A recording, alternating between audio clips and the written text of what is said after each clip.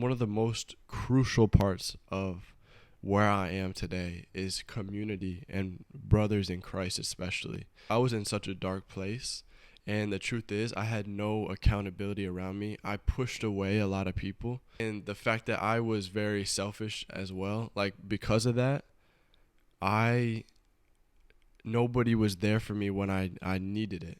And it's not their fault, it's my fault. I never invited anybody into my life, into my struggles.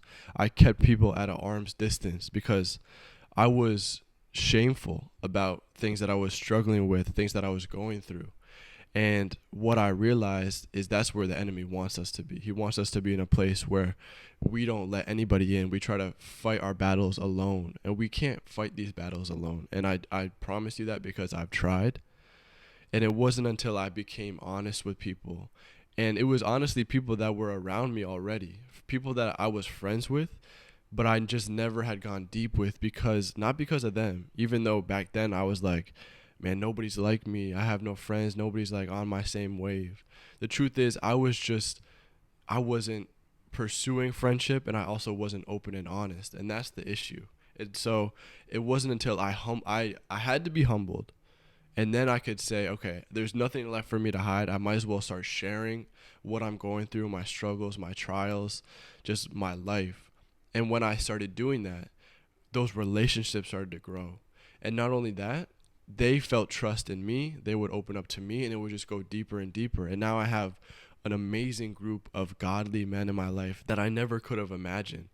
Like I was praying for this, but I wasn't doing the things I needed to actually receive friendship. And so my biggest encouragement is humble yourself. If you're struggling to make connections and be friends with people and like go deep, we need to start with humbling ourselves and say, okay, am I willing to be vulnerable? Am I willing to be open? Am I willing to allow people into my life, or do I just want surface level things?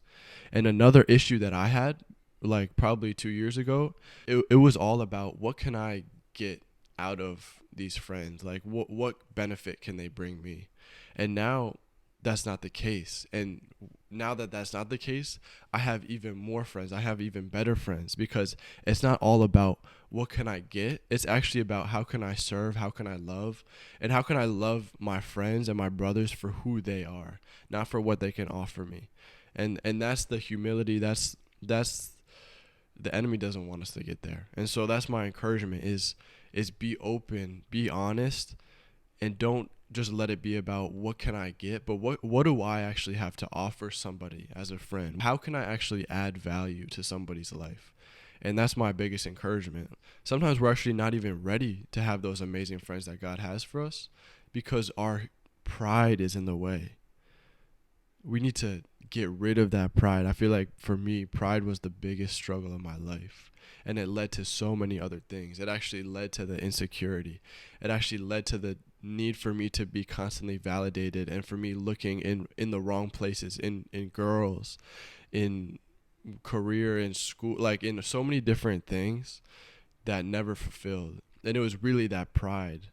And so we need to be humble every day. And that's hard. It's easier said than done. But that's what we need to do as men of God, as the children of God, is to be humble because Jesus was the most humble. Jesus was literally the most humble. He was on the cross with all power to destroy everybody and everything and say, you know what, I'm better than this. I'm the Son of God. I don't need to be up here. But it said, because of the joy set before him, he endured the cross. Because he loved us so much. Because he was humble. He was a humble servant, and he knew his purpose. And he knew that what he was about to do was going to save billions and billions of people. And so that's what we have to strive for, is to be humble like Jesus. And it's hard. I know there's so many distractions. There's so many things that can boost our ego and our pride. But what Jesus did is he withdrew from those things. He didn't just sit there in the midst of the crowd getting praised and worshiped because he was 100% man, 100% God. That means he has the same flesh that we struggle with. He has the same potential for pride and arrogance. Yet he had to do what he had to do. He removed himself. He said, don't tell people about what I'm doing. He actually didn't want that. He didn't want that at that moment. And so we need to be like him as much as we can, and strive for that daily. That's the goal. He set the example for us so that we could walk in that.